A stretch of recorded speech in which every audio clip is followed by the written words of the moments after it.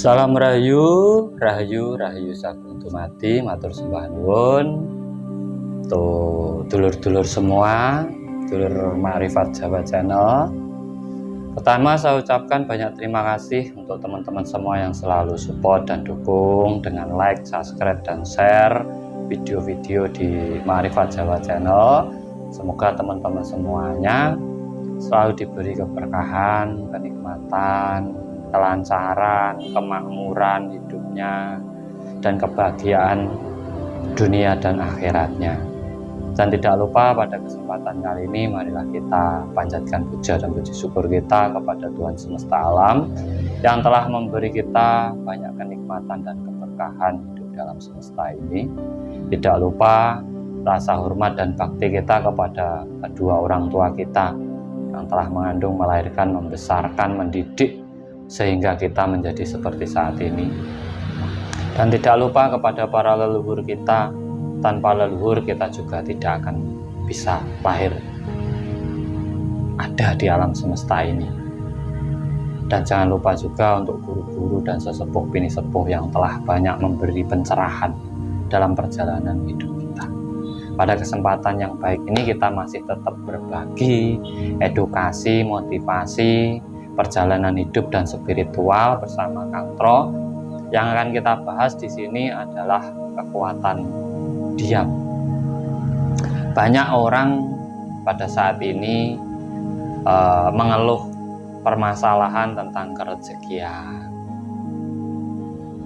tentang kesehatan, masalah-masalah hidup, kekeluargaan, usaha, dan berbagai macam perjalanan hidup ataupun spiritual. Sebenarnya di saat kita kebingungan tentang hal-hal ini, kita lupa untuk kembali diam, tanpa membaca, tanpa mantra, tanpa tirakat, tetapi kembali suwung, sepi, hening, yaitu semedi atau nyepi atau meditasi. Di saat kita kebingungan tentang masalah kita, masalah-masalah kehidupan kita, di situ terkadang orang itu hanya mengikuti amarah ataupun hawa nafsu yang ada dalam dirinya, sehingga membuatnya lari ke sana ke sini untuk curhat, untuk mencari solusi, untuk mencari orang pinter, bahkan melihat sana sini mencari masukan ataupun edukasi yang bisa memberi dirinya semangat kembali ataupun jalan keluar dalam permasalahannya. Tetapi yang sering dilupakan oleh orang-orang yang sedang kebingungan ini adalah kembali diam, mencari kesunyian, tempat yang sepi, yang sejuk, yang segar, yang bisa untuk menenangkan diri dan diam, suwung, kembali ke diri sendiri, mempertanyakan kepada diri sendiri, mengkaji kepada dirinya sendiri, mengolah rasanya sendiri,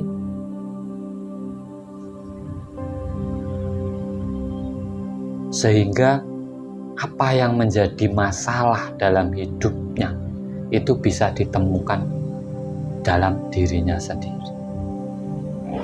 Banyak orang yang bilang tidak kerja, tidak makan. Itu menjadi belenggu dalam diri kita sendiri. Keilmuan, kerezekian, pengetahuan, kesuksesan itu memiliki wadah dalam diri kita. Di saat kita membelenggu wadah yang ada dalam diri kita sendiri dengan rasa ketakutan yang ada dalam diri kita juga, di situ kita mempersempit wadah diri kita sebenarnya. Coba kita lakukan diam. Jangan melakukan apapun, yang penting diam. Cermati, kaji, pelajari rasamu, dirimu, mindsetmu, pola pikirmu. Di saat masalah datang kepada diri kita, berarti ada yang salah dalam konsep kita, dalam manajemen kita. Itu pasti ada yang masalah. Tidak mungkin tidak. Karena segala sesuatu yang terjadi dalam hidup kita itu sebenarnya kita yang mengawalinya, kita yang memulainya. Makanya cara diam ini adalah salah satu cara kembali ke awal permasalahan itu tadi, yaitu dengan kembali ke diri kita sendiri. Apabila kita ingin memperluas wadah, memperlebar wadah jangkauan rezeki kita, yo mindset nggak kerja, nggak makan ini yo sampai hilangi dari diri sampean. Di saat sampean sudah percaya bahwa Tuhan Maha Kaya, bahwa Tuhan sudah mengatur rezeki kita, di sini sampean lepaskan rasa ketakutan, mindset yang negatif itu sampean lepaskan. Sampean tanamkan saja bahwa rezeki saya akan datang dari segala arah penjuru mata angin, dari manapun bisa, tidak hanya bekerja, tapi juga bisa berdagang, juga bisa dari orang lain, juga bisa karena diantar orang lain, bisa dari rezeki yang lainnya. Sehingga tidak satu jurusan. Kalau satu jurusan itu mempersempit diri kita sendiri. Jadi buat teman-teman yang mengalami masalah kerezekian, itu sebenarnya masalahnya karena panjenengan itu mempersempit wadah rezeki panjenengan sendiri. Di sini di saat sampai kembali diam, merenung, tidak perlu membaca, tidak perlu puasa, pokoknya diam, nanti sampai akan mendapatkan hasil yang luar biasa dari renungan panjenengan. Karena di situ sampai akan menemukan apa? Petunjuk. Di saat sampai mampu melepaskan metal blok ataupun belenggu yang membelenggu diri jenengan lewat rasa panjenengan ini, sehingga sampean menggunakan kembali akal pikir sampean dengan benar, di situ sampean akan menemukan petunjuk-petunjuk titik-titik rezeki yang lainnya, tidak hanya karena bekerja, tapi juga bisa bisnis, juga bisa yang lainnya. Karena apa? Rezeki itu datangnya tidak terduga-duga. Tidak bisa difokuskan hanya satu arah, dari pekerjaan tidak bisa. Kalau kita memang benar-benar mempercayai bahwa Tuhan itu maha luas, Tuhan itu maha kaya.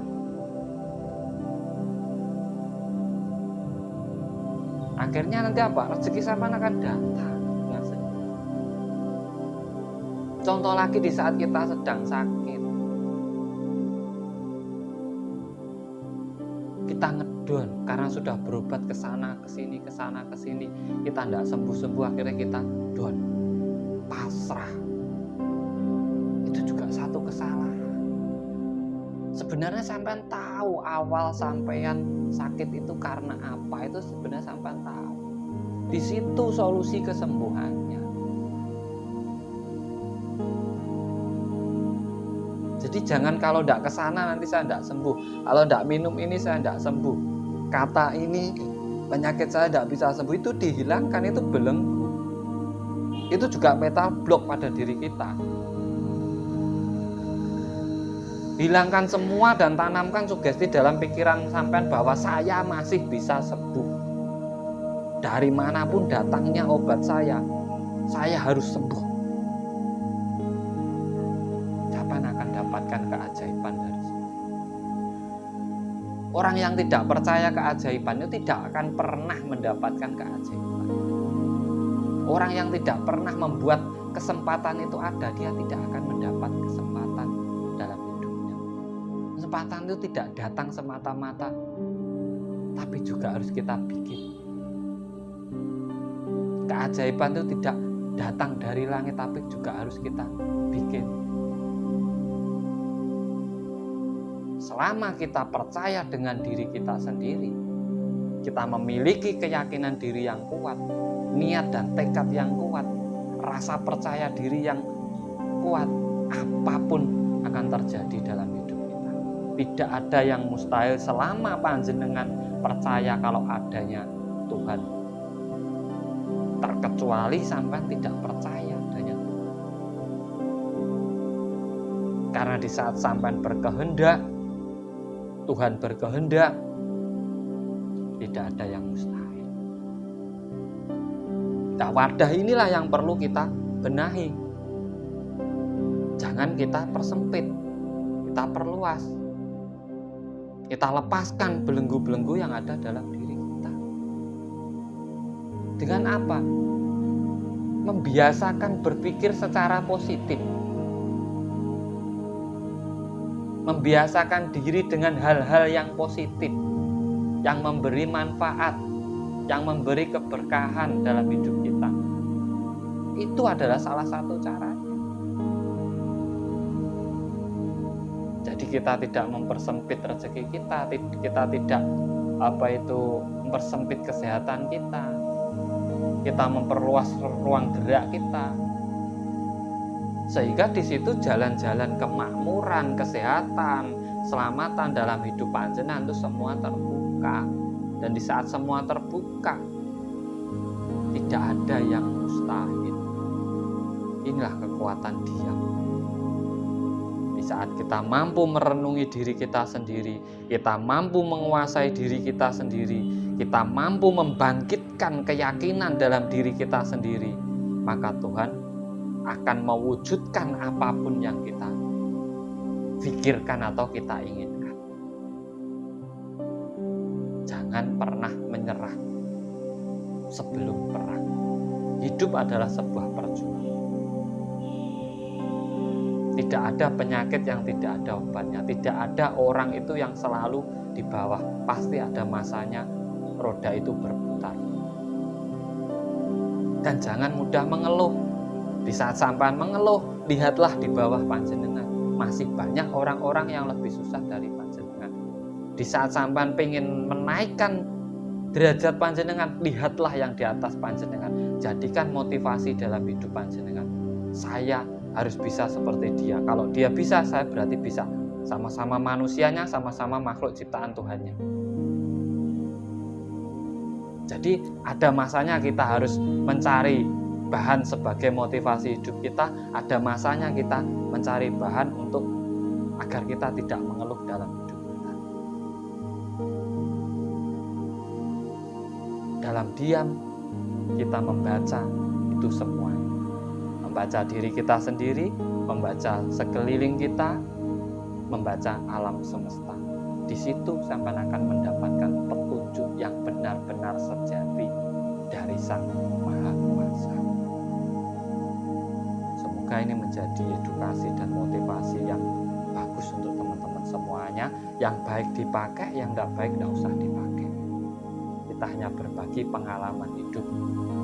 Karena saya berbicara seperti ini, saya pernah mengalami hal terpuruk dalam hidup saya. Sehingga saya bangkit seperti ini, saya pernah mengalaminya. Nah, ini semoga bermanfaat untuk teman-teman semuanya.